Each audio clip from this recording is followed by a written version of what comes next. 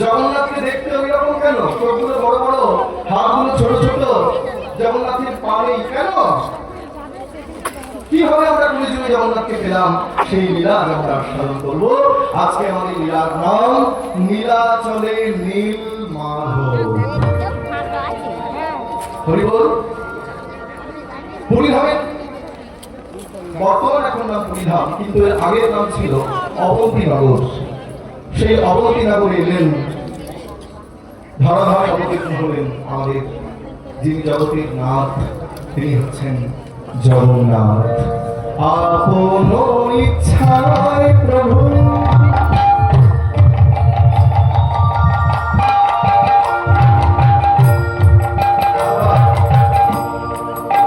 পুরীধামে আইলা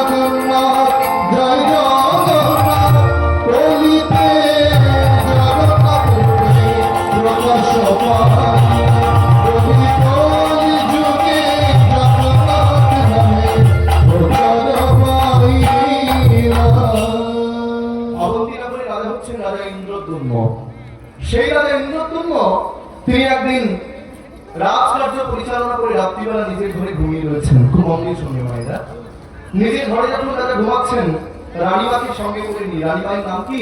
রানীমায়ের নাম হচ্ছে রানী গুন্ডিচা। তা গুন্ডিচাকে সঙ্গে করে নিয়ে ঘরের মধ্যে যখন ঘুমাচ্ছেন, ঠিক গভীর রাত্রিবেলায় স্বয়ং ভগবান কৃষ্ণ সেই রাজা ইন্দ্রদ্যুম্নের মাথার কাছে এসে দাঁড়িয়েছেন। সেই ইন্দ্রদ্যুম্ন বলছেন, শোনো শোনো ইন্দ্রদ্যুম্ন, ভগত জন্মে জন্মে বাধ্য আছি রাজা। রাজা, আমি ওই নীলগিরি পর্বতের পাদদেশে এক সবর রাজার কাছে নীলমাধব রূপে পূজা পাচ্ছি। কিন্তু শোনো ইন্দ্রদ্যুম্ন, আমি নীলমাধব রূপে পূজা পেতে চাই না, আমি কলিযুগে জগন্নাথ রূপে প্রতিষ্ঠা পেতে চাই। আর সেই জগন্নাথের প্রতিষ্ঠা তুমি করবে, আমি তোমাকে দায়িত্ব দিলাম। এই বলতে বলতেই রাজার ধূপ ভেঙে গেল। কি? ও, এটা স্বপ্ন ছিল, এটা সত্যি নয়। কিন্তু সমস্ত ঘরে যেন একটা মিষ্টি গন্ধ, মৃগয়া কস্তুরীর গন্ধ। তাহলে এটা এটা স্বপ্ন নয়, এটা সত্যি। সত্যি কি ভগবান আমার কাছে এসেছেন? সত্যি কি ভগবান আমাকে আদেশ দিয়েছেন? কিন্তু ভগবান, তুমি যে আদেশ আমায় দিলে, কোথায় সেই নীলগিরি পর্বত? কোথায় কোথায় কোথায়? আমি কি করে খুঁজে পাবো? চিন্তায় ভেঙে পড়লেন রাজা ইন্দ্রদ্যম্ন। পাশে ছিলেন রানীমা মন্দিচারিণী। স্বামী, হ্যাঁ স্বামী, আপনি এত ভেঙে পড়বেন না। আপনি যদি এইভাবে ভেঙে পড়েন, তাহলে তাহলে কে ভগবানকে উদ্ধার করবে? কে নীলমাধবকে উদ্ধার করবে? আপনি ভেঙে পড়বেন না। যিনি আপনাকে স্বপ্নাদিষ্ট করেছেন, যিনি আপনার কাছে এসেছেন, তিনি আপনাকে একটা রাস্তা নিশ্চয় দেখাবেন। আপনি ভেঙে পড়বেন না। সকাল হলো।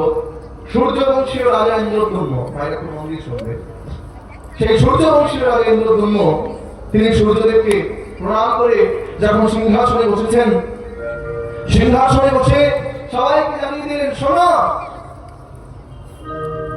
কেউ যদি আমার নীলমাধবকে উদ্ধার করতে পারো, তাহলে আমি তাকে 1,00,000 স্বর্ণ মুদ্রা দান করব। যে বলেছেন নীলমাধবকে উদ্ধার করতে পারলেই, নীলমাধবকে এনে দিতে পারলেই 1,00,000 স্বর্ণ মুদ্রা দান করব। একজন দুজন করতে করতে প্রায় 20 জন এসে দাঁড়িয়েছেন। মহারাজ, আপনি চিন্তা করবেন না, আমি আপনার নীলমাধবের সন্ধান এনে দেব। আরেকজন বলে, মহারাজ আপনি চিন্তা করবেন না, আমি আপনার নীলমাধবের সন্ধান এনে দেব। মন্ত্রী মশাই বলছে, মহারাজ এরা তো 20 জন আছে, তাহলে 20 জন যদি নীলমাধবের সন্ধান এনে দেয়? রাজা ইন্দ্রদ্যম্ন বলছেন, শোনো মন্ত্রী, এই 20 জনই যদি নীলমাধবের সন্ধান এনে দেয়, আমি 20 জনকে 20,00,000 স্বর্ণ মুদ্রা দান করে দেব। রাজার চরণ ধরি মাথায় নিয়ে সবাই চলেছেন নীলমাধবের সন্ধান করতে। কিন্তু মায়েরা আমাদের একটা কথা জানিয়ে রাখি, সবাই নীলমাধবকে খুঁজতে যাচ্ছেন। অনুভব করো, সবাই নীলমাধবকে খুঁজতে যাচ্ছেন পয়সার জন্য, যে নীলমাধবকে যদি খুঁজে দিতে পারি তাহলে 1,00,000 স্বর্ণ মুদ্রা পেয়ে যাবো। কিন্তু ভগবানকে কি পয়সা দিয়ে পাওয়া যায় বাবা? অর্থের বিনিময়ে পয়সা দিয়ে ভগবানকে কখনো লাভ করা যায় না।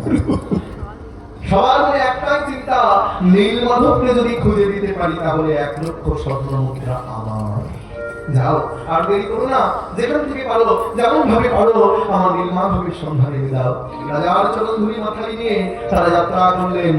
শ্রী হরি শ্রী হরি বলি শোভাযাত্রা হলো, শ্রী হরি শ্রী হরি বলি শোভাযাত্রা হলো, শ্রী হরি শ্রী হরি বলি শোভাযাত্রা হলো, শ্রী হরি শ্রী হরি বলি শোভাযাত্রা হলো। দেশের শঙ্কর তারা ভূমিতে লাগিল, দেশের শঙ্কর তারা ভূমিতে লাগিল, আমার দেশের শঙ্কর তারা ভূমিতে লাগিল, দেশের শঙ্কর তারা ভূমিতে লাগিল, তারা ভূমিতে লাগিল, ভূমিতে লাগিল, ভূমিতে লাগিল, ভূমিতে লাগিল, দেশের শঙ্কর তারা ভূমিতে লাগিল, দেশের শঙ্কর তারা ভূমিতে লাগিল, দেশের শঙ্কর তারা ভূমিতে লাগিল, ভূমিতে শঙ্কর মাধব দেখা দাও বলে ভূমিতে লাগিল, মাধব দেখা দাও বলে ভূমিতে লাগিল, মাধব দেখা দাও বলে ভূমিতে লাগিল, মাধব দেখা দাও বলে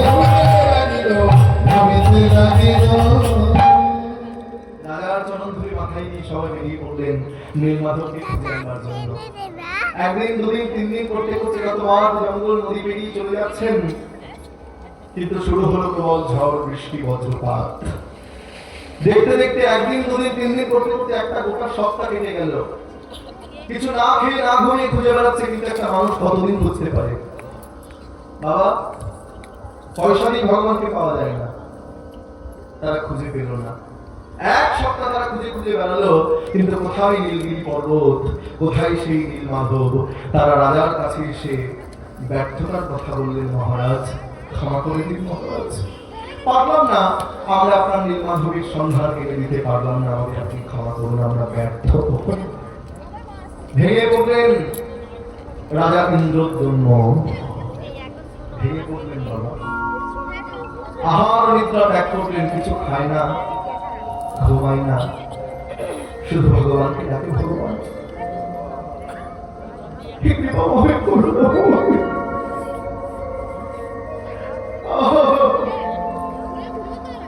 শুনেছি মন্ত্রসী ভক্তি ভক্তি চন্দন যে জন আমায় দিতে পারে, কাষ্টের চন্দন শিলার উপর ঘষতে হয় না।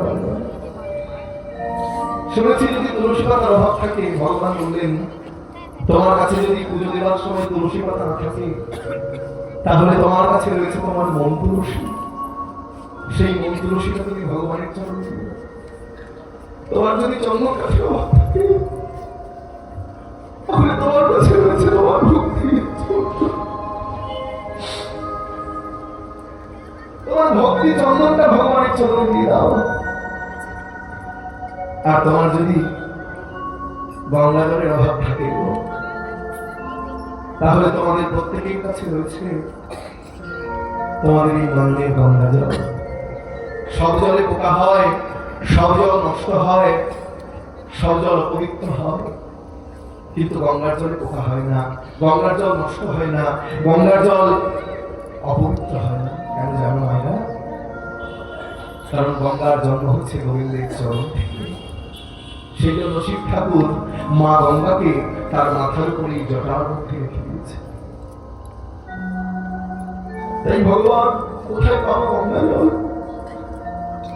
বলো আবার কি খেলা খেলিবে শ্রীহরি, কি খেলা করিল আবার কি খেলা খেলিবে শ্রীহরি, কি খেলা করিল আবার কি খেলা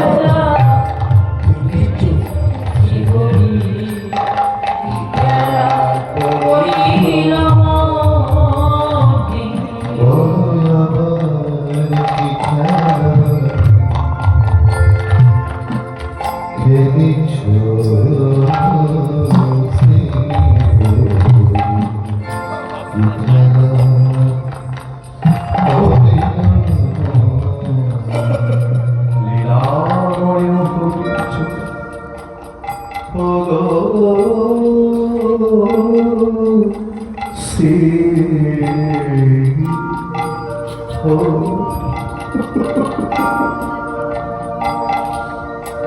খেলা করিল, কি খেলা করিল বলো আবার কি খেলা খেলিবে শ্রীহরি, কি খেলা করিল বলো আবার কি খেলা খেলিবে শ্রীহরি, খেলা করিল সুতা ধরে তুমি নাচাও পুতুল, সুতা ধরে তুমি নাচাও পুতুল। পুতুল খেলা দেখেছো? যারা পুতুল খেলা দেখায়, ওই পুতুলটাকে ধরে থাকে, সুতোটা ধরে থাকে। এইবার পুতুলকে যেমন নাচায় পুতুল তেমনি নাচে, পুতুলকে যেমন হাসায় পুতুল তেমনি হাসে, পুতুলকে যেমন কাঁদায় পুতুল তেমনি কাঁদে। আমাদের সুতোটা কিন্তু ভগবান ধরে আছে, আমাদের সুতোটা ভগবান ধরে আছেন। আমাদের যেমন হাসাচ্ছে আমরা তেমনি হাসছি, আমাদের যেমন কাঁদাচ্ছে আমরা তেমনি কাঁদছি, আমাদের যেমন নাচাচ্ছে আমরা তেমনি নাচছি। একজন বৈষ্ণব একাদশীর দিনে গঙ্গায় স্নান করতে যাচ্ছে, আর 4-5টি ইয়ং ছেলে রাস্তার পাশে দাঁড়িয়ে আছে। শুনে না, তা বৈষ্ণব একাদশীর দিনে গঙ্গায় স্নান করেছে বাবা। স্নান করে যখন রাস্তা দিয়ে হাঁটতে হাঁটতে আসছে, আর এই 4-5টি আমার মতো ইয়ং ছেলে তারা ছুটে গিয়ে বৈষ্ণবের গায়ে থুতু দিয়েছে। থু থু থু থু থু থু। যেই থুতু দিয়েছে, বৈষ্ণব কোনো কথা না বলে, কোনো প্রতিবাদ না করে আবার গিয়ে গঙ্গায় স্নান করলো। স্নান করে আবার এসেছে, ছেলেগুলো বৈষ্ণবের গায়ে আবার থুতু দিয়েছে। থু থু থু থু থু। আবার এসেছে, আবার থুতু দিয়েছে, আবার এসেছে, আবার থুতু দিয়েছে। যতবার আসছে ততবার থুতু দিচ্ছে, যতবার আসছে ততবার থুতু দিচ্ছে। এইভাবে ওই থুতু দিতে দিতে দিতে দিতে দিতে দিতে ওই ছেলেগুলো বৈষ্ণবের গায়ে 98 বার থুতু দিয়েছে। কতবার? একবার দুবার তিনবার করতে করতে 98 বার থুতু দিয়েছে। আর বৈষ্ণব কোনো কথা না বলে কোনো প্রতিবাদ না করে বাবা 98 বার গঙ্গায় গিয়ে স্নান করেছে। স্নান করে যখন এসেছে ছেলেগুলো আর থুতু দিতে পারছে না, ছেলেগুলো হাঁপিয়ে গেছে। বৈষ্ণব আমাদের ক্ষমা করে দাও, আমরা যে আর থুতু দিতে পারছি না।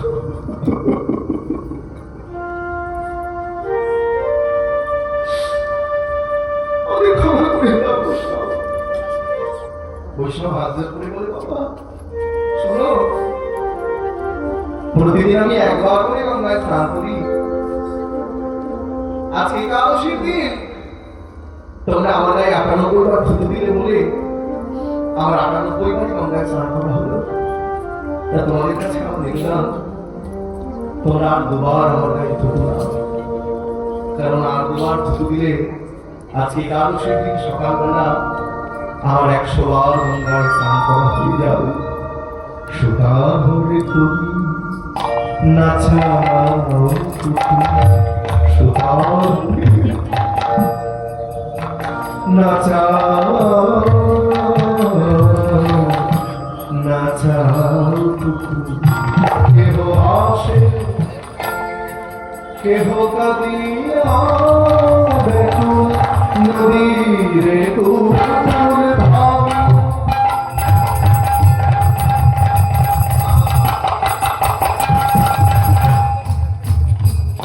নদীর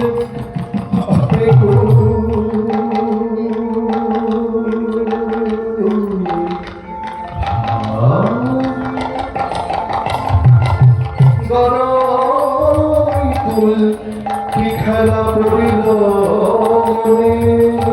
কি খেলা পড়িল খেলা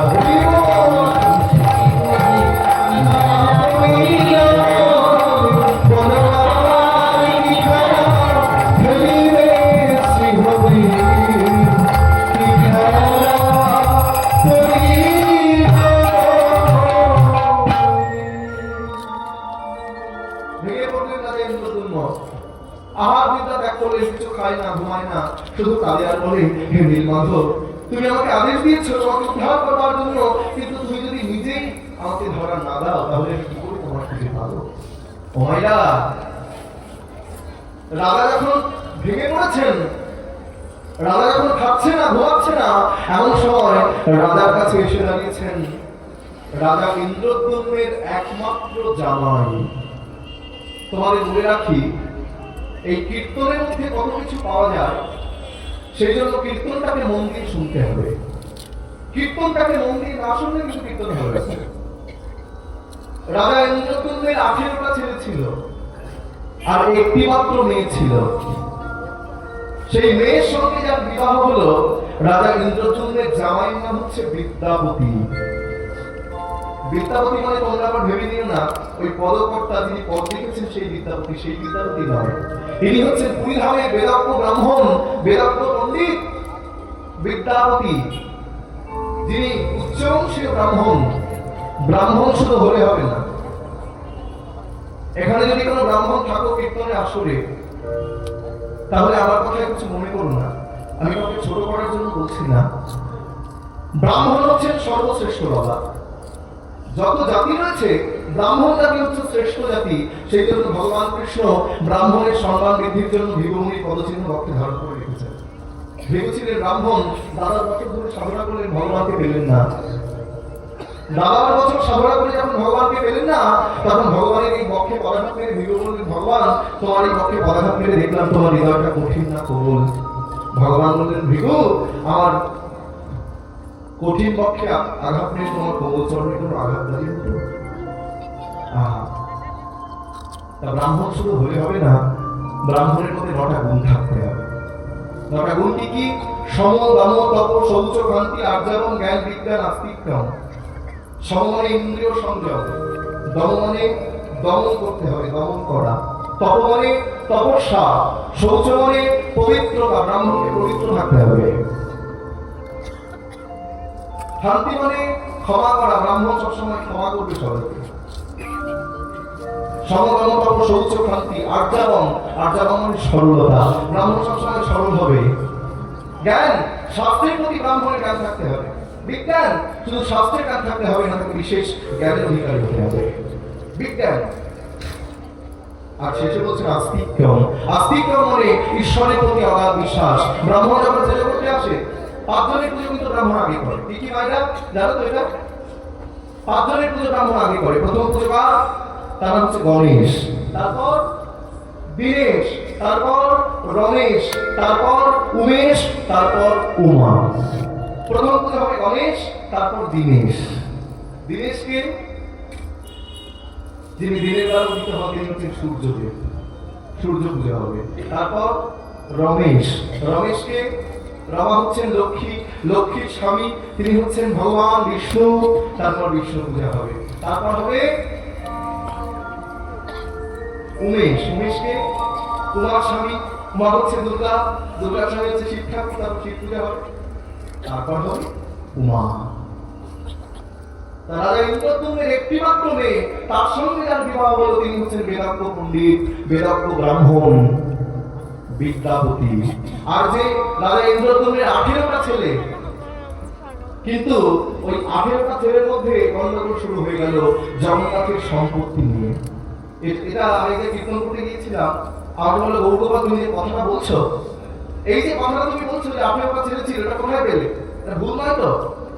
আমি বললাম শাস্ত্রের বাইরে একটা কথা বলবো না। হ্যাঁ, আমাদের 3 পুরুষ কীর্তন, আমার দাদু কীর্তন করতে রাধারমন দাস, তারপরে আমার বাবা শ্রী সচিনন্দন সরকার, তারপরে আমি গৌরগোপাল সরকার। জগন্নাথ সারাবলিতে লেখা রয়েছে রাজা ইন্দ্রদ্যুম্নের 18টা ছেলে জগন্নাথের সম্পত্তি নিয়ে যখন মারামারি শুরু হয়ে গেল, তখন গুন্ডিচা বললেন স্বামী, রাজা ইন্দ্রদ্যুম্নকে বলছেন স্বামী আমার ছেলে চাই না, আমার জগন্নাথ চাই, আমার 18টা ছেলের দরকার নাই। আপনি বেঁচে থাকতেই ছেলেদের মধ্যে জগন্নাথের সম্পত্তি নিয়ে গন্ডগোল শুরু হয়েছে, আর আপনি মারা গেলে কি হবে? আমার ছেলে চাই না, আমার জগন্নাথকে চাই। আপনি যেমন ভাবে পারেন এক্ষুনি আমার ছেলেদের হত্যা করে মেরে ফেলুন। রাজা ইন্দ্রদ্যুম্ন রাতে অন্ধকারে 18টা ছেলের বাবা হয়ে নিজের ছেলেকে হত্যা করলেন। 18টা ছেলেকে হত্যা করলেন বাবা নিজের হাতে। এবং পুরীধামে একটি জায়গা তৈরি করলেন, তোমরা সবাই জানো, যে জায়গাটির নাম হচ্ছে 18 নালা। 18 নালা কি? অনেকে ধারণা থাকে না, জানে না, এটা বলে দিলাম। রাজা ইন্দ্রদ্যুম্নের 18টা ছেলে যারা পুরীধামে আসবে, 18 নালার উপর দিয়ে আসবে, আর সেই দিন তারা উদ্ধার হয়ে যাবে ভক্তের চরণ ধরতে। আর একটি মাত্র মেয়ের সঙ্গে যার বিবাহ হলো তিনি হচ্ছেন বিদ্যাপতি। সেই বিদ্যাপতি এসে বলছেন মহারাজ আপনি ভেঙে পড়বেন না, আপনি কাঁদবেন না, আপনি যদি ভেঙে পড়েন তাহলে কি হবে? বিদ্যাপতি, বিদ্যাপতি বলো স্বয়ং ভগবান আমাকে আদেশ দিয়েছেন, আমি কি করে তাকে উদ্ধার করবো? বিদ্যাপতি বলছেন মহারাজ আমি যদি আপনার নির্মলভাবে সংহারে দিতে পারি। বিদ্যাপতি তুমি আমার নির্মলভাবে সংহারে দেবে? হ্যাঁ, আমি আপনার নির্মলভাবে সংহারে দেব। কিন্তু বিদ্যাপতি তুমি যদি নির্মলভাবে সংহার এনে দিতে পারো, তুমি যা চাও আমি তোমাকে তাই দেব। সোনা দানা টাকা পয়সা মণি মুক্তা হীরা, এমনকি আমার রাজত্ব পর্যন্ত আমি তোমাকে দিয়ে দেবো। বিদ্যাপতি বলছেন মহারাজ নির্মলভাবে আমি যদি সংহার এনে দিতে পারি, তার বিনিময়ে সোনা দানা টাকা পয়সা মণি মুক্তা হীরা রজত কাঞ্চন রাজত্ব আমি কিচ্ছু চাই না। তাই ইন্দ্রদ্যুম্ন বলছেন তুমি কিছু চাও না, তাহলে আমার জন্য কেন এত কষ্ট করবে? না খেয়ে না ঘুমিয়ে পথে ঘাটে তারা পাহাড় পর্বত নদী পেরিয়ে তুমি চলে যাবে, আমার জন্য তুমি কেন কষ্ট করবে? বলে মহারাজ আপনার থেকেও লাভটা আমার বেশি হবে, তাহলে আমার থেকেও তোমার কি লাভ হবে?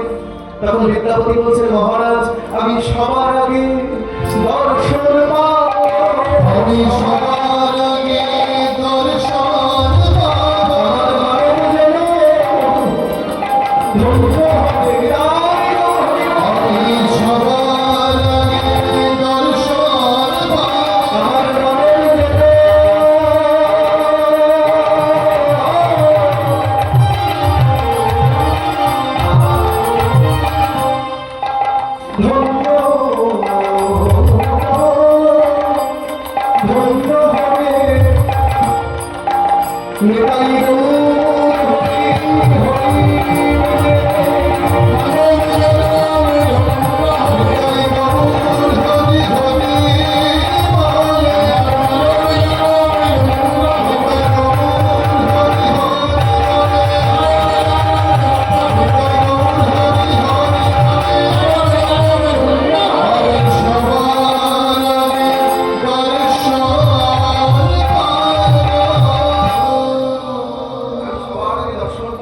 বেশ বিদ্যাপতি, আর দেরি করো না, যাও তুমি নীলমাধবের সন্ধানে নিয়ে দাও। ভক্ত মন্ডলী মায়েরা রাজার চরণ ধরে মাথায় নিয়ে বিদ্যাপতি বেরিয়ে পড়লেন নীলমাধবের সন্ধান করতে। কত পথ, কত নদী, কত জঙ্গল, কত পাহাড়, কত পর্বত পেরিয়ে বিদ্যাপতি চলে যাচ্ছেন। একদিন, দুদিন, 3 দিন করতে করতে বিদ্যাপতি একটা সপ্তাহ পেরিয়ে গেল, 10 দিন পেরিয়ে গেল, 12 দিন, 13 দিন, 14 দিন পেরিয়ে গেল। ঠিক 15 দিনের কথায় বিদ্যাপতি আর হাঁটতে পারছেন না। বিদ্যাপতি ধরে পড়লেন একটা অন্ধকার জঙ্গলের মধ্যে। অন্ধকার জঙ্গলের মধ্যে পড়ে গেলেন। হ্যাঁ, আমার আর উপার শক্তি নাই। হে নীলমাধব, তাহলে কি সত্যি আমি তোমার দর্শন পাবো না? এই অন্ধকার ঘন জঙ্গলের মধ্যে আমি পড়ে গেছি। এই রাত্রি মনে হয় আমার শেষ রাত্রি। আর মনে হয় রাজার সঙ্গে আমার দেখা হবে না। অন্যদিকে মন দিয়ে নয় না, হ্যাঁ, খুব মন দিয়ে শোনা। বিদ্যাপতি ভাবছেন আর মনে হয় আমার রাজার সঙ্গে দেখা হবে না। এই ভাবছেন মনে মনে যে আজকে রাত্রি আমার শেষ রাত্রি, আমি আর বাঁচবো না, আমি আজকেই মরে যাব। এই ভাবতে ভাবতে ওই অন্ধকারের মধ্যে বিদ্যাপতি দূর থেকে দেখতে পেলেন একটা প্রদীপের আলো জ্বলছে। একটা প্রদীপের আলো দেখতে পেলেন বিদ্যাপতি। ওই আলোকে লক্ষ্য করে বিদ্যাপতি চমকে উঠলেন। কি, এই অন্ধকারের মধ্যে আলো জ্বলছে? তাহলে আলো যখন জ্বলছে নিশ্চয়ই ওখানে একটা প্রদীপ জ্বালিয়েছে। কি গো, নিশ্চয়ই সেখানে একটা সলতে দিয়েছে, তেল দিয়েছে। প্রদীপটা এমনি হচ্ছে না। তাহলে প্রদীপটা যেমন তেমন প্রদীপ নয়, প্রদীপটা হচ্ছে আমার আশার প্রদীপ। প্রদীপকে লক্ষ্য করে বিদ্যাপতি ছেলে উঠলেন। ছেলে উঠে এক পা দোপা করতে করতে প্রদীপের কাছে গিয়ে দাঁড়িয়েছে। আর যেই প্রদীপের কাছে গিয়ে দাঁড়িয়েছে বিদ্যাপতি দেখছেন ওই জঙ্গলের মধ্যে একটা ছোট্ট কুড়ে ঘর। আর এই কুড়ে ঘরের মধ্যে একজন রমণী ওই প্রদীপটা হাতে নিয়ে সন্ধ্যাবেলায় তুলসী তলায় প্রদীপ দিচ্ছেন। আমরা সবাই মিলে একটু গাইবো, হ্যাঁ? তুলসী কৃষ্ণ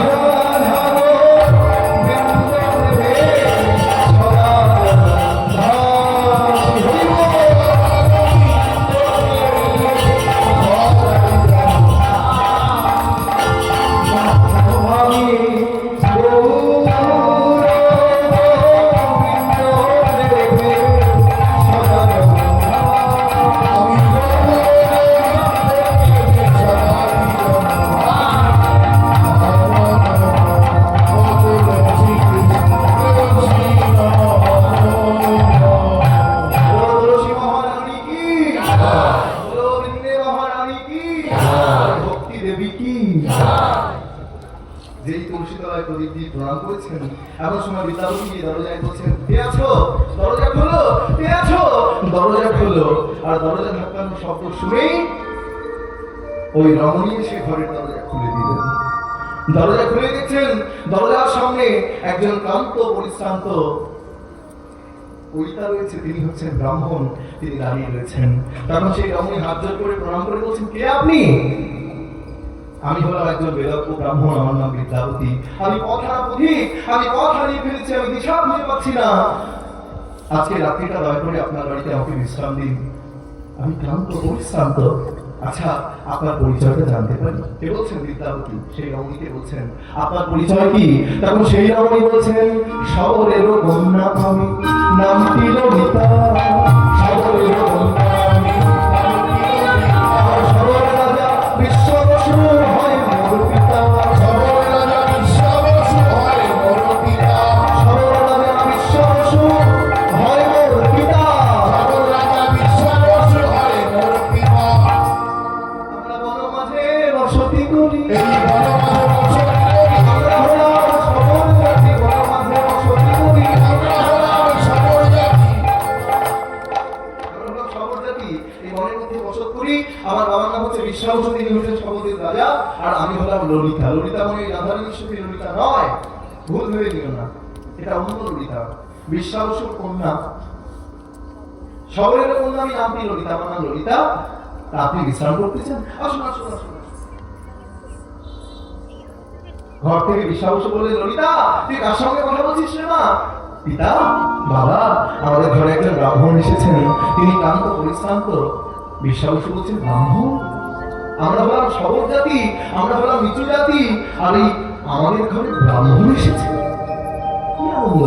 মা, তুই ব্রাহ্মণের সেবা কর। ললিতা ছুটতে ছুটতে গিয়ে ব্রাহ্মণের চরণ দুটি ধৌত করে নিলেন। সেই চরণ ধৌত জল সারা বাড়িতে ছিটিয়ে দিলেন, নিজে সেবা করলেন। তোমরা করো মায়েরা, তোমাদের বাড়িতে যখন গুরুদেব আসবে, তোমাদের বাড়িতে যখন বৈষ্ণব আসবে, তোমরা কি করবে? আগে সাধুগুরু বৈষ্ণবের চরণ কিন্তু ধৌত করে নেবে, কেননা সাধুগুরু বৈষ্ণবের চরণ ধৌত জল সর্বতীর্থের ফল। সেই জলটি তুমি করেছো সম্বল। যারা প্রকৃত সাধু, তারা একটা গাছের নিচে একটি রাত্রি বাস, প্রভু জানা সেবন, প্রভু করে উপবাস, জিজ্ঞাসিলে বলে আমি চৈতন্যের দাস। যারা সাধু, বড়লোকের যা ধন আছে সাধুরা নেয় না, আর সাধুর যা ধন আছে বড়লোকটা পায় না। আমাদের হিন্দু ধর্মের গর্ব হওয়া উচিত যে কুম্ভ শেষ হয়ে গেল আজকে 144 বছর পর। সত্যি আমাদের ভারতবর্ষ এমন একটি দেশ, যখন সমগ্র পৃথিবী অন্ধকারে ডুবেছিল, এই ভারতবর্ষের মাটিতে একমাত্র প্রদীপ জ্বলেছিল। সেই প্রদীপ হচ্ছে জ্ঞানের প্রদীপ। আমাদের ভারতবর্ষের মাটিতে কত মুনি, ঋষি, যোগী, সাধু, সন্ন্যাসী, সন্ত জন্মগ্রহণ করেছে। নেতাজি সুভাষচন্দ্র বসু, মহাপ্রভু, বিদ্যাসাগর, রবীন্দ্রনাথ, আর কার নাম না বলবো, কে আসেনি আমাদের ভারতবর্ষের মাটিতে। আর পৃথিবীতে যত ধর্ম আছে, সব থেকে শ্রেষ্ঠ ধর্ম হচ্ছে সনাতন ধর্ম। এই সনাতন ধর্মের মানুষ আমরা। এই কথাগুলো আমি কীর্তনে আসলে ছোট ছোট করে বলে যাই বাবা, আর আমরা তো হিন্দু ধর্মের মানুষ। হিন্দু ধর্মের বর্তমান খুব খারাপ পরিস্থিতি, হিন্দু ধর্মের খুব খারাপ পরিস্থিতি আসছে সামনে। এখনো আমাদের উচিত আমরা এক জায়গায় হতে হবে, আমাদের সবাইকে একত্রিত হতে হবে, নইলে হিন্দু ধর্ম থাকবে না। পৃথিবীতে যত ধর্ম, সব থেকে শ্রেষ্ঠ ধর্ম হচ্ছে হিন্দু ধর্ম। কেন? অন্য যে ধর্মগুলো আমাদের আশপাশে রয়েছে তাদের জিজ্ঞাসা করো, বলো শোনো তোমাদের ধর্ম কবে শুরু হয়েছে, তারা এক্ষুনি বলে দেবে তাদের ধর্ম কবে শুরু হয়েছে। কিন্তু কাউকে জিজ্ঞাসা করো, ভাই তোমাদের হিন্দু ধর্ম কবে শুরু হয়েছে, বলতে পারবে না। তাহলে যার শুরু আছে তার কিন্তু শেষও আছে, আর যার শুরু নেই তার কিন্তু শেষ নেই। হিন্দু ধর্ম, আমরা হিন্দু ধর্মের মানুষ। হিন্দু মানে কি? হিন্দু মানে সদাচার। যারা প্রকৃত হিন্দু হবে, সকালবেলা ঘুম থেকে উঠে স্নান করে বাবা মায়ের চরণে প্রণাম করে ভগবানের চরণে ফুল জল তুলসী দেবে। তারা প্রতিদিন 5টি করে যজ্ঞ করবে। 5টি যজ্ঞ কি? পিতৃযজ্ঞ, ভূত যজ্ঞ, মৃৎ যজ্ঞ, দেবতা যজ্ঞ, সাধু যজ্ঞ। এই 5টি যজ্ঞ প্রতিদিন করতে হবে। প্রত্যেকটা হিন্দু কিন্তু করি না আমরা। করবো কি? আর বাবাকে বাবা বলি ডাকি না মাকে মা বলি ডাকি না? বাবাকে বলি ড্যাডি আর মাকে বলি বলো মম মম মম মম মম মম। বিদ্যাসাগর কি মাকে মম বলে রাখতো? রবীন্দ্রনাথ কি মাকে মম বলে রাখতো? আমার তো ভয় হয় ওই মম মম বলতে গিয়ে আবার মম মম না বলে যায়। সত্যি মাকে মা বলে রাখতে হবে, বাবাকে বাবা বলে রাখতে হবে, বাবা মায়ের চরণে প্রণাম করতে হবে, পিতৃযজ্ঞ প্রত্যেকটা হিন্দুকে করতে হবে, পিতৃযজ্ঞ। তারপরে হচ্ছে ভূতাযজ্ঞ। ভূতাযজ্ঞ মানে শুধু বাবা মায়ের সেবা করলে হবে না, পশু পাখি সেবা করতে হবে। গোমাতার সেবা করো। কেউ যদি গোমাতার সেবা করে, কেউ যদি গো সেবা করে, তাহলে গোবিন্দ সেবা করতে হয় না। গো সেবা করলে তার গোবিন্দ সেবা, গোবিন্দ ভজন হয়ে যায়। আর একটা প্রশ্ন করবো তোমাদের, বলো দেখি, গরুর গায়ে 333 কোটি দেবতা আছে, আমরা সবাই জানি। গরুর গায়ে একজন নেই, কে নেই জানো? অনেকেই জানে না। গরুর গায়ে সবাই আছে, কিন্তু লক্ষ্মী গরুর গায়ে নেই।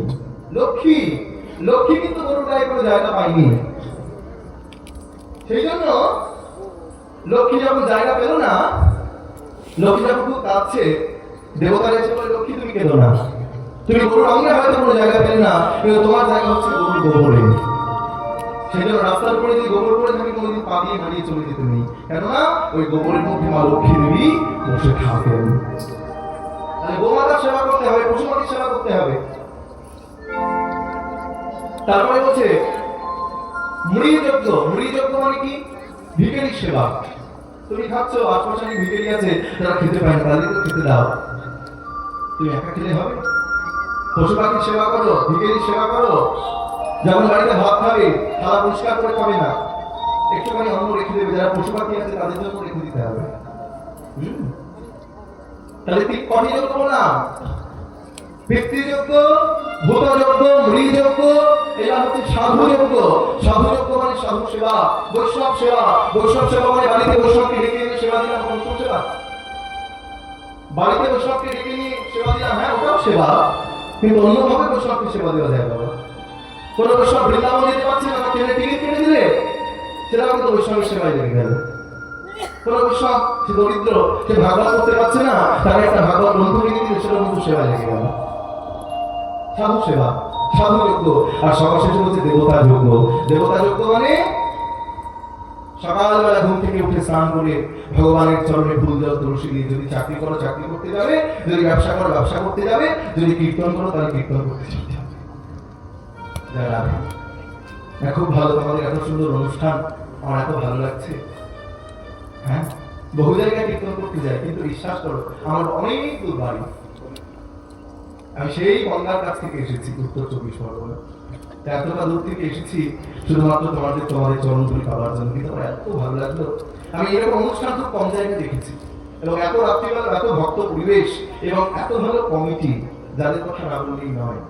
আসার সঙ্গে সঙ্গে এত আদর যত্ন আপ্যায়ন, তাদের আতিথেয়তায় আমি মুগ্ধ হয়েছি। আমি ধন্য হলাম আজকে এখানে এসে। ভগবানের চরণে প্রার্থনা করি তোমাদের অনুষ্ঠানে যেন শ্রীবৃদ্ধি হয়, প্রত্যেক বছর তোমরা যেন এইভাবেই হরিনাম যজ্ঞে ব্রতী হতে পারো, এই ভগবানন্দ হরিনাম যজ্ঞে তোমরা যেন প্রত্যেকে একত্রিত হতে পারো, এটা ভগবানের চরণে প্রার্থনা করি। তোমাদের আশীর্বাদে আমি খুব নগণ্য, আমি কিছুই জানি না। হ্যাঁ, তোমাদের আশীর্বাদে কলকাতা রবীন্দ্র ভারতী বিশ্ববিদ্যালয় থেকে আমি কীর্তন নিয়ে পড়াশোনা করেছি মায়েরা, যেখানে আমি কীর্তনে এমএ করেছি, কীর্তনে মাস্টার্স করেছি, এবং তোমাদের আশীর্বাদে রবীন্দ্র ভারতী ইউনিভার্সিটির মধ্যে কীর্তন ডিপার্টমেন্টে কীর্তনে আমি ফার্স্ট ক্লাস ফার্স্ট হয়েছি, রাজ্যপাল আমাকে পুরস্কৃত করেছে। এটা আমার অহংকার নয়, এটা তোমাদের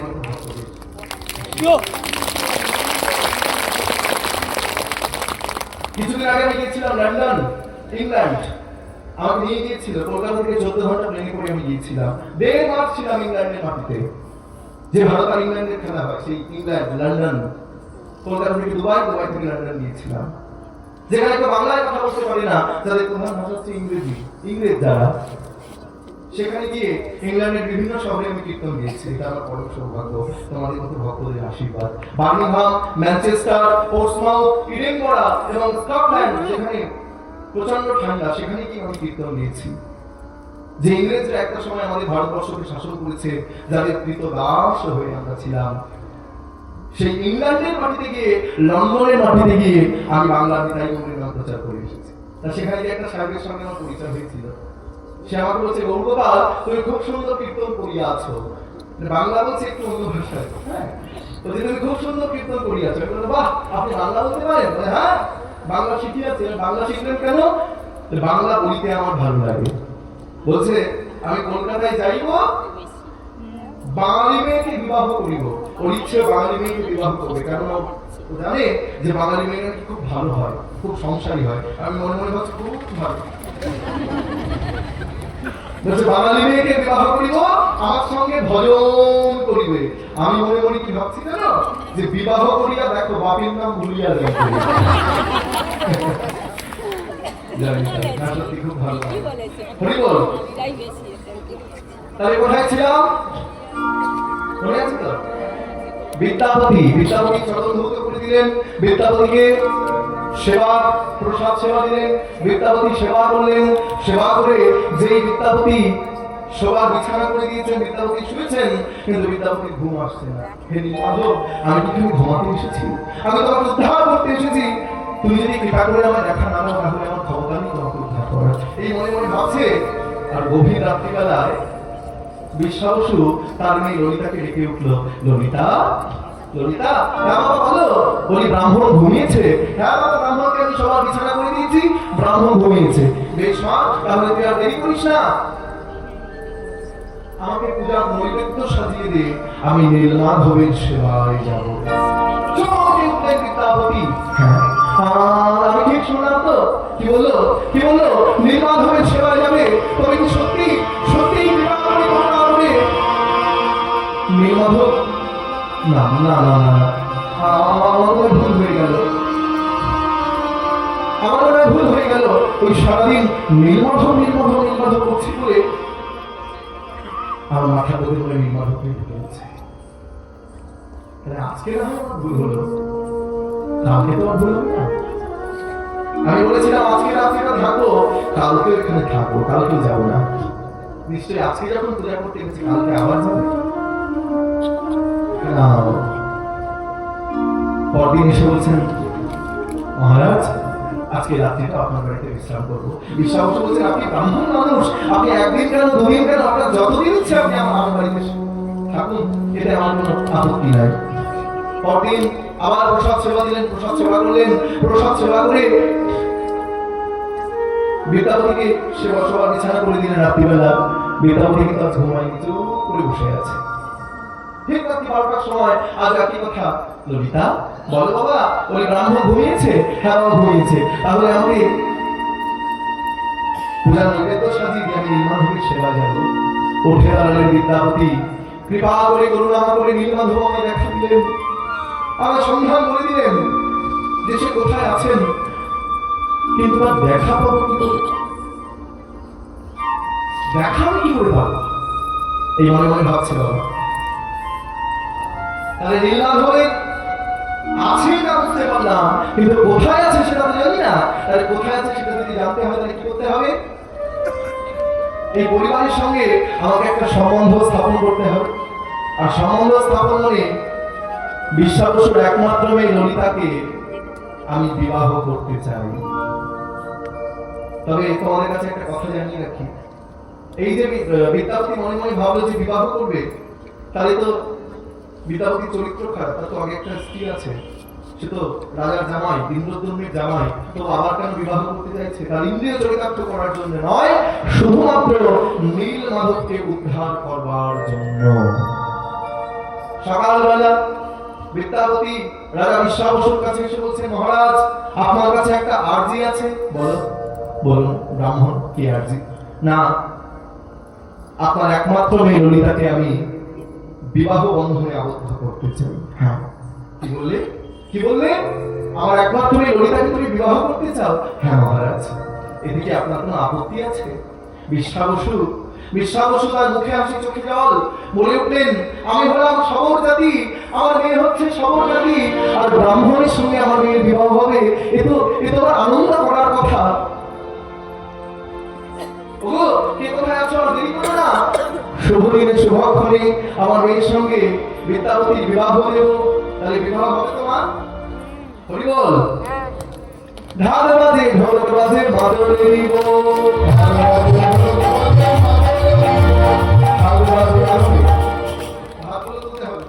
বসে থাকলে ঘুম পাবে না? মায়েরা খুব ভালো লেগেছে। হরি বল, হাতগুলো মাঝে মধ্যে তুলতে হবে। হ্যাঁ, ঢাল বাজে ঢোল বাজে ভাদরে দিব, ঢাল বাজে ঢোল বাজে ভাদরে দিব, ঢাল বাজে ঢোল বাজে ভাদরে দিব। আমার ললিতা বিবাহেতে আনন্দ ভিড়, ললিতা বিবাহেতে আনন্দ ভিড়, ললিতা বিবাহেতে, বলি ললিতা বিবাহেতে আনন্দ ভিড়, ললিতা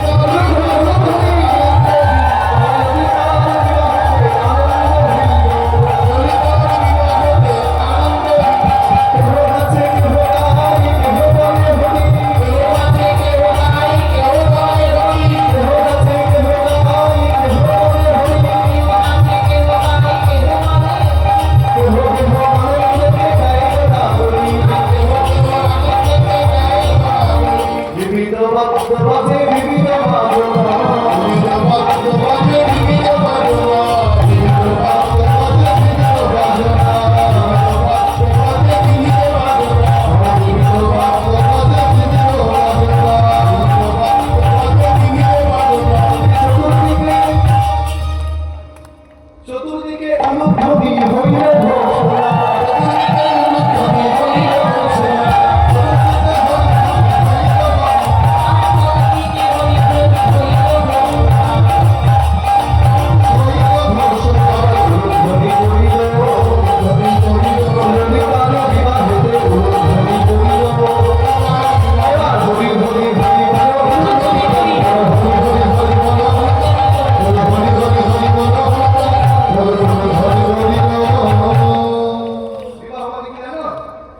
বিবাহ মানে কি বলবো? রাগ করবে না তো? বাইরে বলছি কিন্তু বি মানে বিপদ, বা মানে বাড়ানো, আর হ মানে হলো।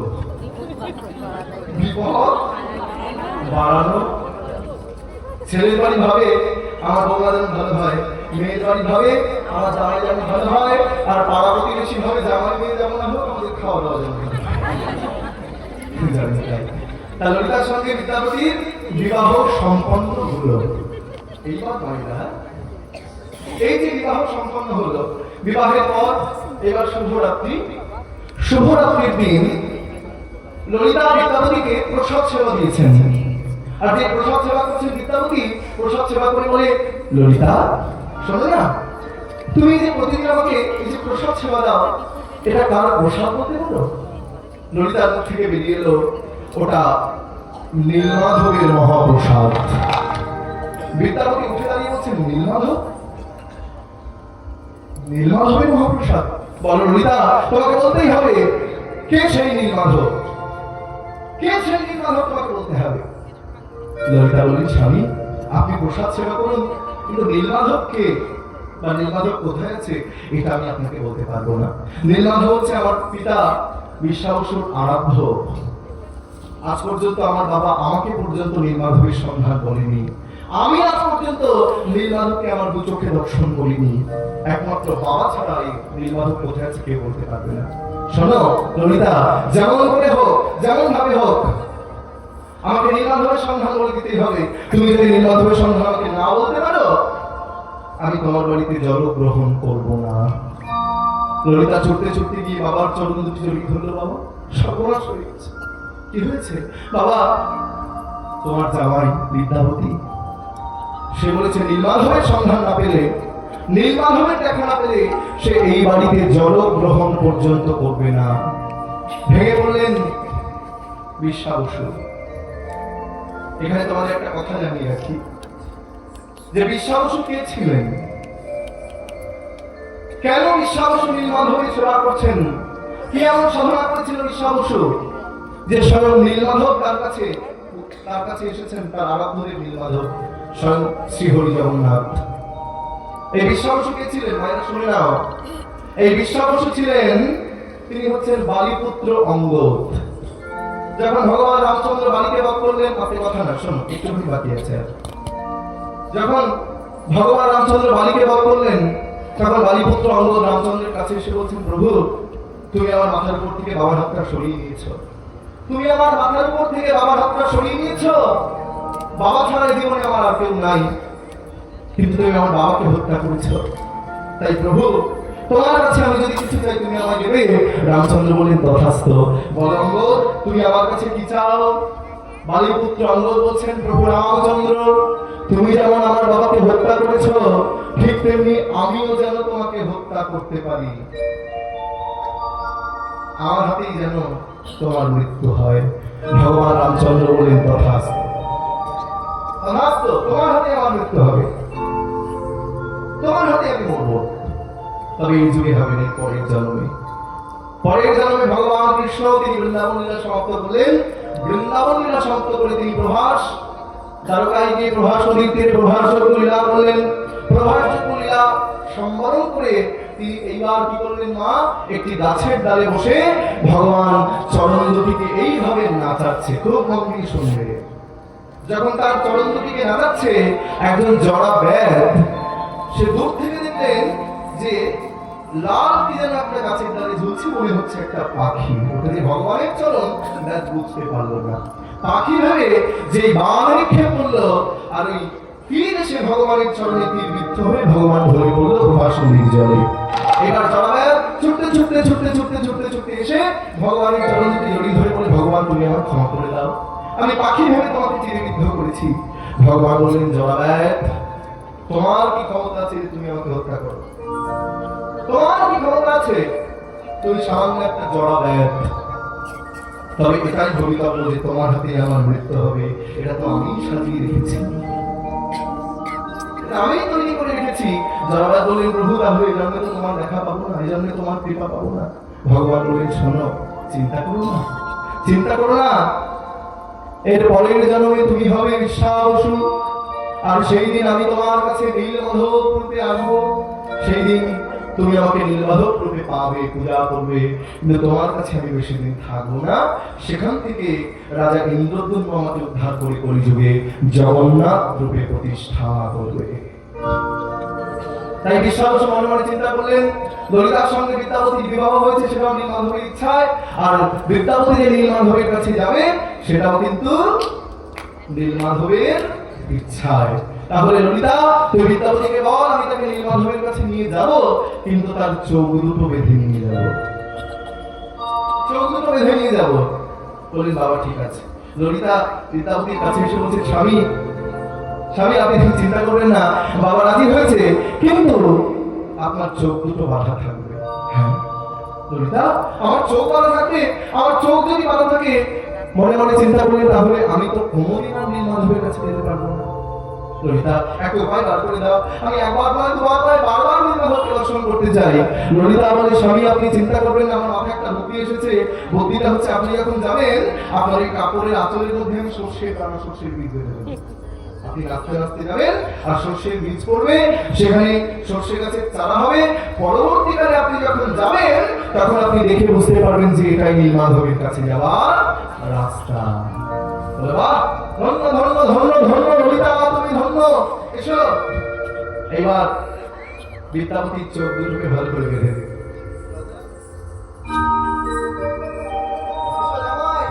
এই যে জামাই, শাশুড়ি ভাইরা বসে আছে, কিন্তু শাশুড়ি ভাইরা জামাইকে খুব ভালোবাসে, জানো তো? সত্যি, জামাই ষষ্ঠীর সময় সেদিন ফেসবুকে দেখছিলাম যে শাশুড়ি মা জামাইকে এত ভালোবাসে, 500 রকমের পদ দুদিন ধরে রান্না করে জামাইকে খাইয়েছে। জামাই ষষ্ঠীর দিন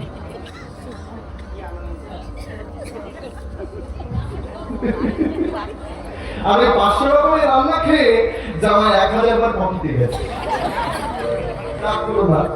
এই জামাই এদিকে এসো, কেউ পারবো ভাই, অনুদান করো।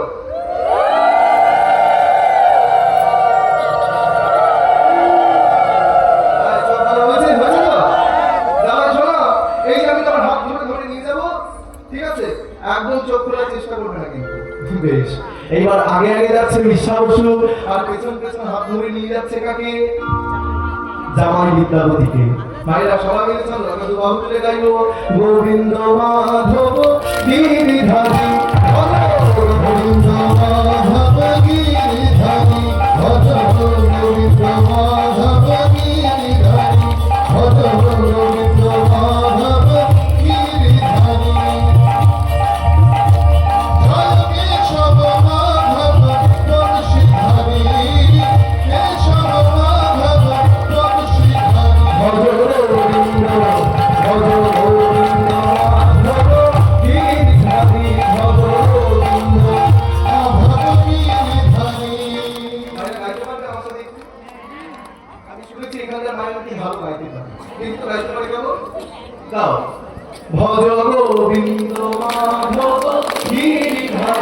ভজ গোবিন্দ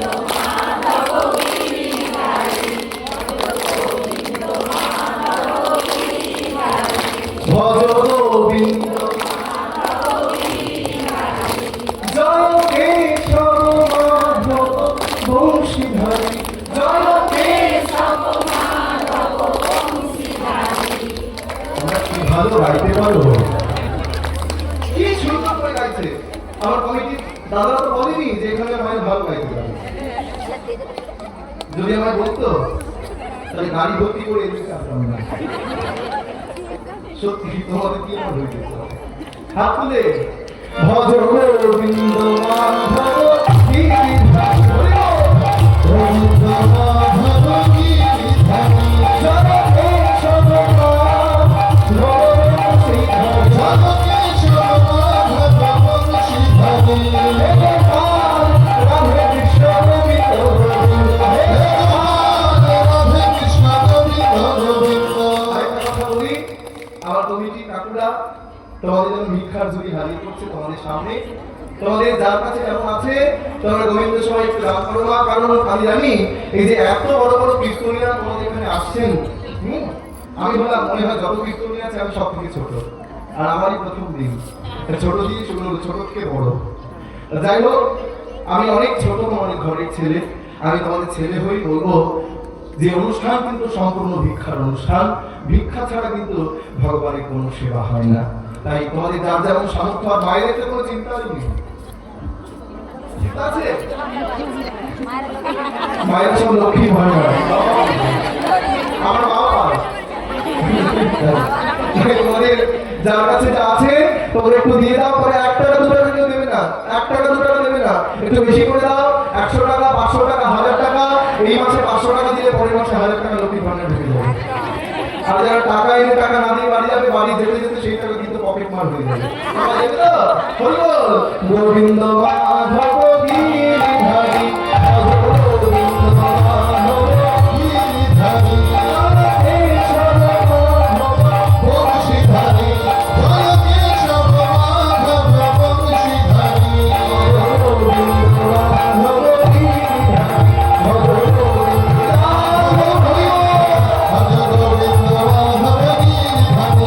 গোবিন্দ মাধব এবার কি হলো ভাই, না যেমন দেবে একদম কত মিনিট দিয়ে যাও, আর মেলনটা ভালো করে লিখে নাও, একদম শেষ পর্যায়ে চলে এসেছি।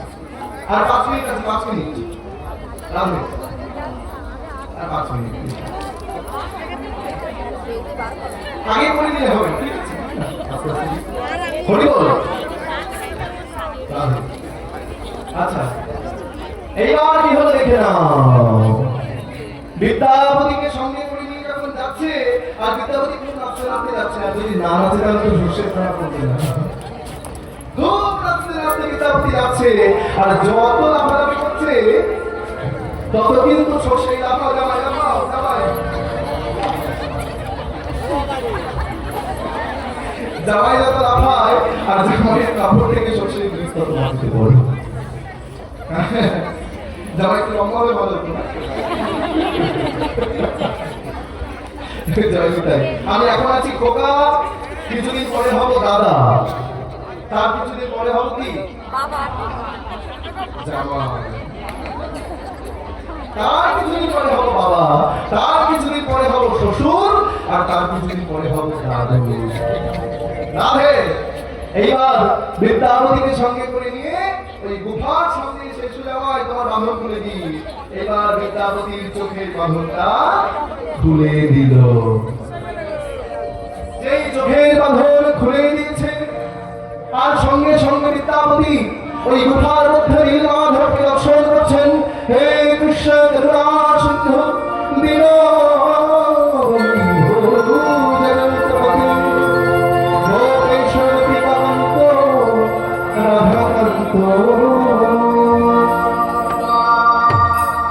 প্রাণ ভরে নীলমাধবকে দর্শন করলেন বিদ্যাপতি।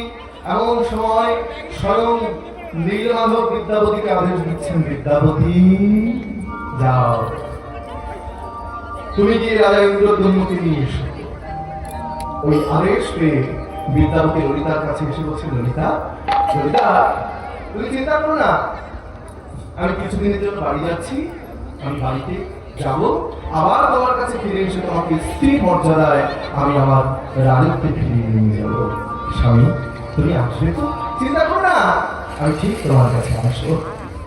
এবার ললিতাকে বাড়িতে রেখে বিদ্যাপতি চলে যাচ্ছেন কোথায়? বিদ্যাপতি চলিলেন অবন্তী নগরে, বিদ্যাপতি চলিলেন অবন্তী নগরে, বিদ্যাপতি চলিলেন অবন্তী নগরে, বিদ্যাপতি চলিলেন অবন্তী নগরে।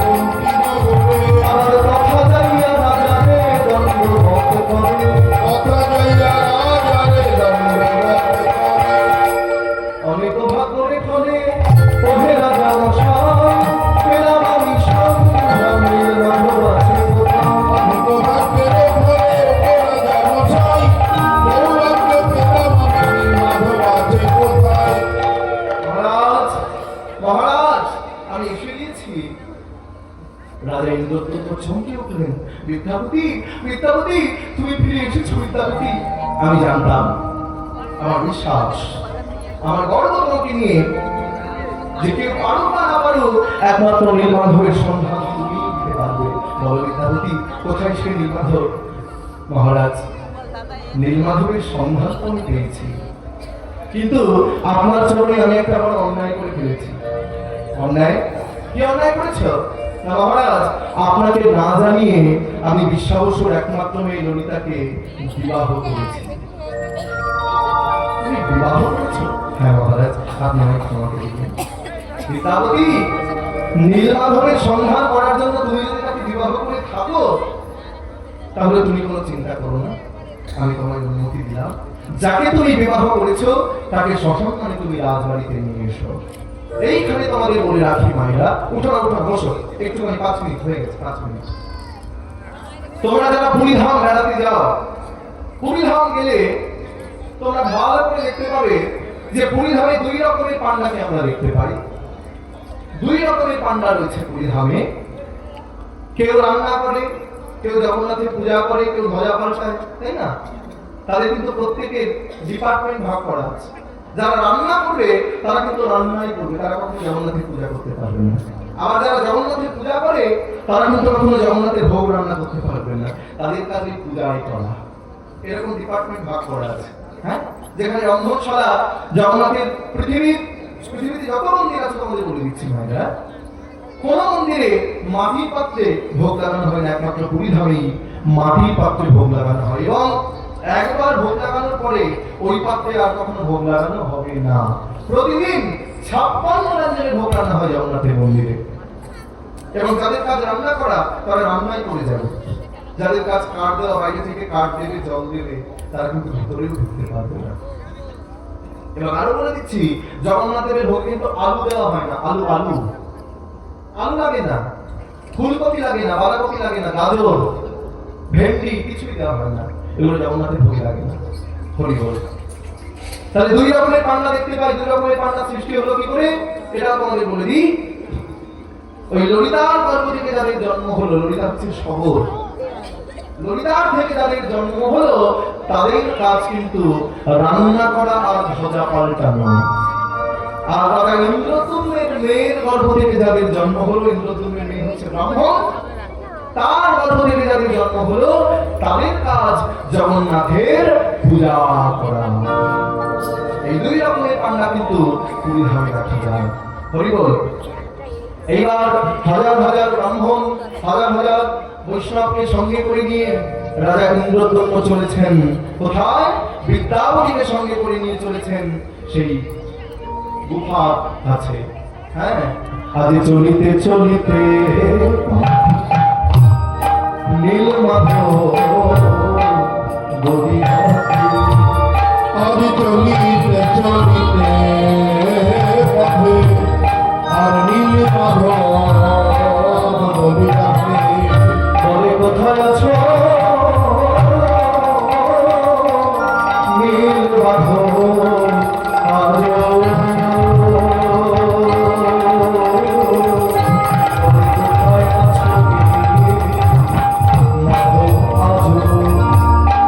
কোথায় আছো নীল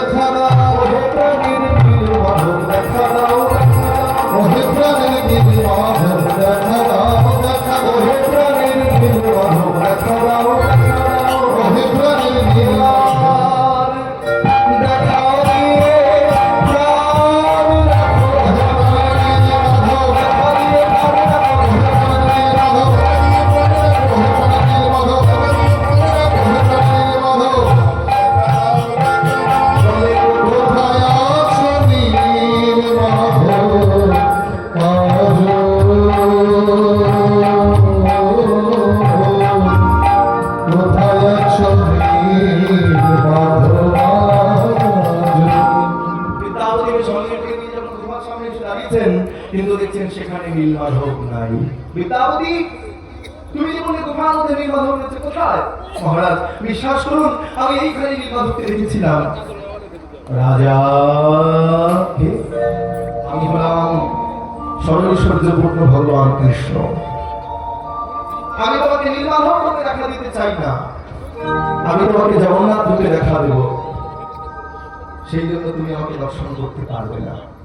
ওই মহৎ নদীর জলে 3টি কাঠ ভেসে আছে, 3টি কাঠ নিয়ে যাও।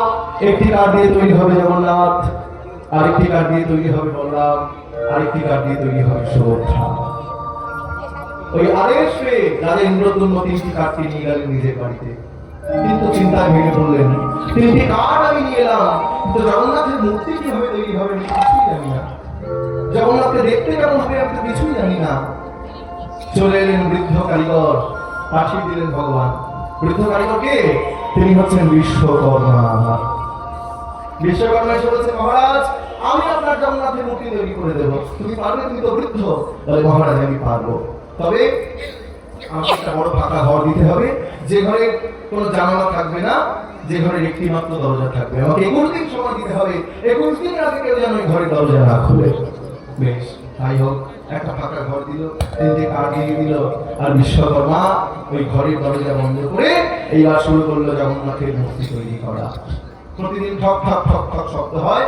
রানী গুন্ডিচাকে এই জগন্নাথ মাসির বাড়ি যায়। তোমরা বলো জগন্নাথ মাসির বাড়ি যাচ্ছে, জগন্নাথের মাসি হচ্ছে এই গুন্ডিচা। জগন্নাথের রথের নাম কি এটা বলে দিতে হবে। জগন্নাথের রথের নাম হচ্ছে নন্দী ঘোষ, বলরামের রথের নাম কি কালধ্বজ বা হলধ্বজ, সুভদ্রার রথের নাম কি দর্পদলন বা দেবদলন। জগন্নাথের রথের চাকা হচ্ছে 16টি, বলরামের রথের চাকা হচ্ছে 14টি, সুভদ্রার রথের চাকা হচ্ছে 12টি। গুন্ডিচাক্ষং মহাযাত্রা যে পশ্যন্তি ভুবনন্দনিতা সর্বপাপ বিনিমুক্তাস্তে জানতি ভুবনন্দন। ওই রথযাত্রার সময় তুমি যদি জগন্নাথের রথের দড়িকে একবার স্পর্শ করতে পারো, তাহলে সারা জীবন ধরে তুমি যত পাপ করেছো সমস্ত পাপের বিনাশ হয়ে যাবে। কিন্তু এখানে বলছেন, তুমি যদি পুরীধাম না যেতে পারো, তোমার যাবার দরকার নাই।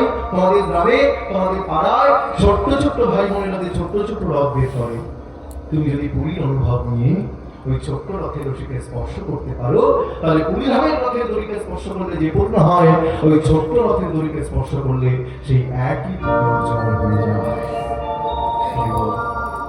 এইবার ওই ঠক ঠক ঠক শব্দ হয়। গুন্ডিচা প্রতিদিন কান পেতে শোনে ঘরের মধ্যে। 1 দিন 2 দিন 3 দিন করতে করতে 14 দিন হয়ে গেল। ঠিক 15 দিনের মাথায় ওই ঠক ঠক শব্দ হয় না। গুন্ডিচা মনে মনে ভাবছে, সর্বনা, ঠক ঠক শব্দ হচ্ছে না।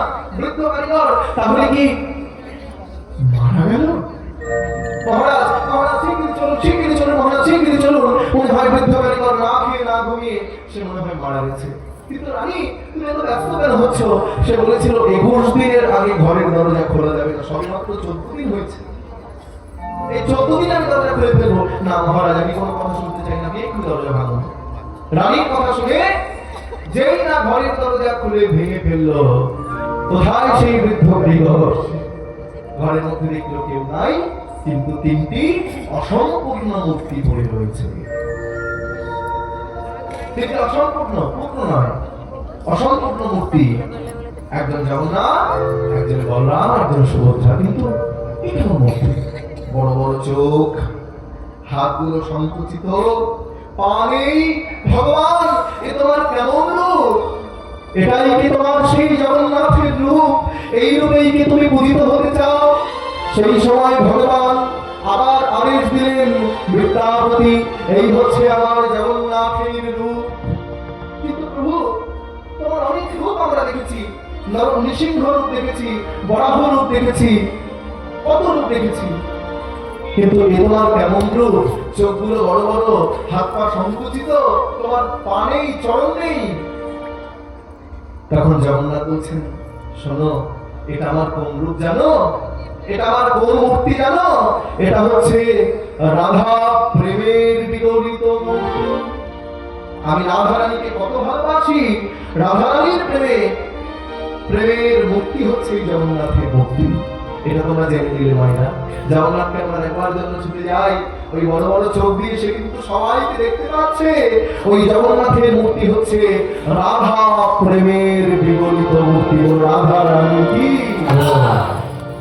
বেশ, তাহলে জগন্নাথকে প্রতিষ্ঠা করবে কে?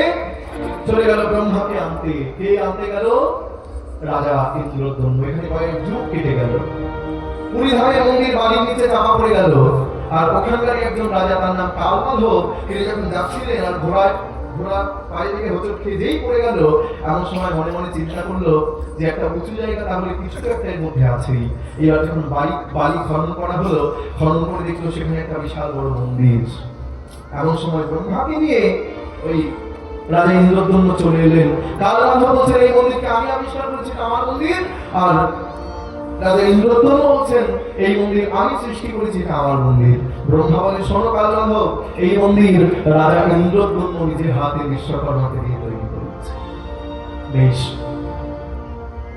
তাহলে ব্রহ্মা জগন্নাথের মূর্তিকে প্রতিষ্ঠা করলেন এবং জগন্নাথের ভোগ রান্না করার জন্য ব্রহ্মা সেই যে রন্ধনশালায় আগুন জ্বালিয়েছিলেন, মায়েরা এটা তোমরা জেনে রাখো, সেই যে আগুন জ্বালিয়েছিলেন প্রথম, সেই আগুন আজও কিন্তু সেখানে জ্বলছে। যখন জগন্নাথের ভোগ রান্না হয় নতুন করে কিন্তু কাঠ দেওয়ার সময় আগুন দেওয়া হয় না, ওই কাঠ দিলেই কিন্তু আগুন ধরে যায়। সেই যে ব্রহ্মা আগুন জ্বালিয়েছিলেন সেই আগুন রন্ধনশালায় আজও জ্বলছে। সব কিন্তু জগন্নাথের অপার কৃপা করুণা দয়া।